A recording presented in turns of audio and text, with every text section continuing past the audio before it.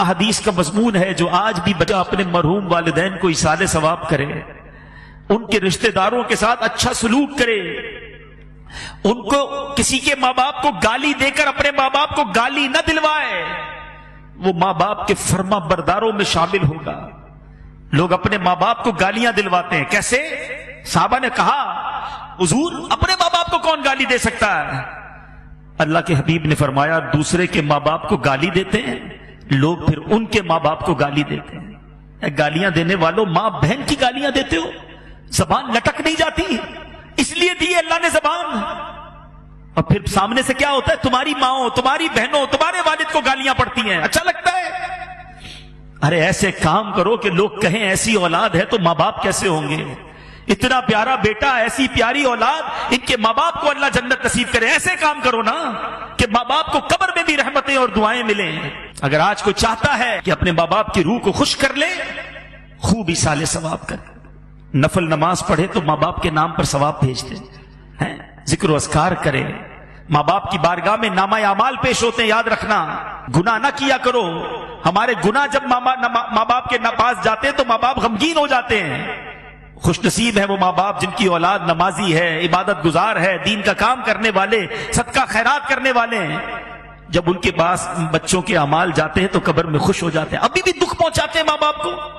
سوچے وہ بچے جو آج فلمیں، ڈرامے، گانے، باجے، شراب، جوا، حرام، بدکاریاں، بے حیائیاں، نامحرم لڑکوں کی دوستیاں، یہ ساری چیزیں ماں باپ کو جب قبر میں پہنچیں گی، زندگی میں بھی خدمت نہ کی اور مرنے کے بعد قبر میں بھی دکھی کیا۔ ارے انہیں راضی کرنا ہے تو ایسا کرو کہ روز ثواب پہنچے۔ میں مشورہ دیتا ہوں اللہ کی رحمت سے، جو بھی کہہ رہا ہوں یہ تحدیث نعمت اور جو بھی ہے یہ اپنی والدین ہی کی تربیت اور امیر اہل سنت کی تربیت کا صدقہ ہے۔ ہمارے پاس تو جو بھی ہے والدین کا ہے نا، یہ بھی ایک بات یاد رکھنا، جن کے ماں باپ حیات ہیں اور چلے جائیں، دونوں صورتوں میں ایک بات یاد رکھنا کہ آپ کے پاس اور میرے پاس جو کچھ ہے، پیسہ ہے، عزت ہے، شہرت ہے، مقام ہے، واٹ ایور، یہ سب کچھ ماں باپ کا ہے۔ کبھی ماں باپ کو یہ نہیں کہنا یہ میرا ہے آپ کا ہے، میں نے کمائے ہیں، یہ میں نے گھر بنایا، ابو آپ نے کیا دیا تھا؟ آپ تو غریب تھے، نوکری کرتے تھے، کاروبار میں نے کیا۔ اللہ اکبر! اگر یہی بچپن میں والد ہمیں ننگا روڈ پہ چھوڑ کے کہتا کپڑے خود لے کر آؤ، کدھر سے پہنتے لباس؟ ہم بغیر کپڑوں کے پیدا ہوئے، ماں باپ نے کپڑے پہنائے، ہمیں کھانا چاہیے تھا، نوالے کھلائے، چلنا نہیں آتا تھا، انگلی پکڑ کر چلایا، ارے استنجا نہیں کر سکتے تھے، ہمارے استنجا صاف کیے، ہم رات بھر روت کر ان کو جگاتے رہے، وہ جھولا دیتے رہے۔ سوچو نا، اچھا کہتے گھر دلا تو دیا، ملازم تو دے دیے، مہینے کے پیسے بھی تو بھجوا دیتا ہوں، اب اور کیا چاہیے؟ ارے ماں باپ کو یہ نہیں چاہیے، ماں باپ کو آپ چاہیے، ماں باپ کو بیٹا چاہیے، ماں باپ کو بیٹی چاہیے، اس کے دو میٹھے بول چاہیے، اس کا پیار چاہیے، اس کی محبت چاہیے۔ وہ پیسے کے لیے جیے کب تھے؟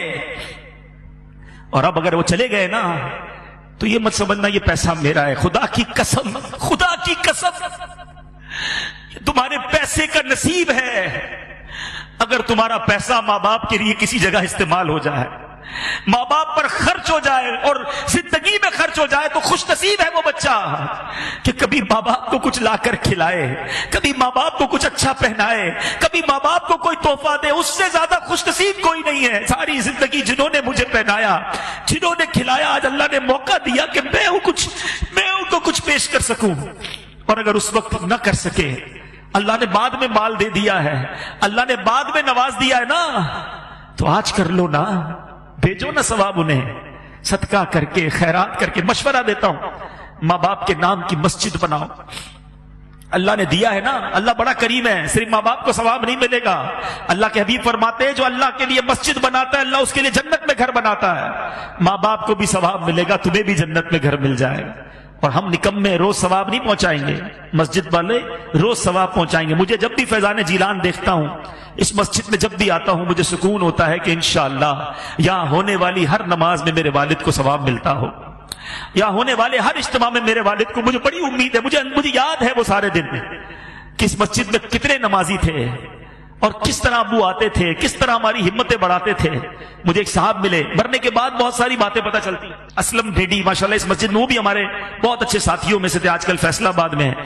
مجھے ان کا میسج آیا، کہتے عبدالحبیب بھائی یوں تو آپ کے والد صاحب کی بہت ساری یادیں ہیں، مگر ایک بار فیضان جیلان مسجد، جب یہاں گھر تھا، یہ مسجد گھر کے اندر تھی، تعمیر نہیں ہوئی تھی، چھوٹا سا ایک گھر تھا، تو کہتے اتنی بارش ہوئی کراچی میں کہ پانی بھر گیا، ساری رات بارش ہوتی رہی. کہتے میں بڑی کوشش کر کے پانی میں سمجھ لیں گاڑی بھی میری ڈوبنے لگی، بڑی مشکل سے، گھر تھوڑا دور تھا ان کا، میں فجر کی نماز کے لیے یہاں پہنچا، میں تھا، میرا ایک بیٹا ساتھ تھا یا 2 بچے ساتھ تھے. کہتے مسجد میں آیا، کوئی نہیں تھا سوائے آپ کے والد صاحب کے. یہ اب بتایا انہوں نے والد صاحب کے انتقال کے، بولا اکیلے آپ کے والد صاحب بیٹھے تھے اور انتظار کر رہے تھے کوئی نمازی آ جائے تو ہم جماعت سے فجر ادا کر لیں. تو اللہ تعالیٰ ان کو جنت الفردوس میں اعلیٰ مقام عطا. ابو کی تو اب یادیں ہی رہ گئی، مگر اب میں یہ چاہتا ہوں، ہماری تو وہ دولت چلی گئی. جس کے پاس ہے قدر کر لو، دعائیں لے لو. صلو علی الحبیب صلی اللہ تعالی علی محمد. مجھے اپنی اور ساری دنیا کے لوگوں کی اصلاح کی کوشش کرنی ہے.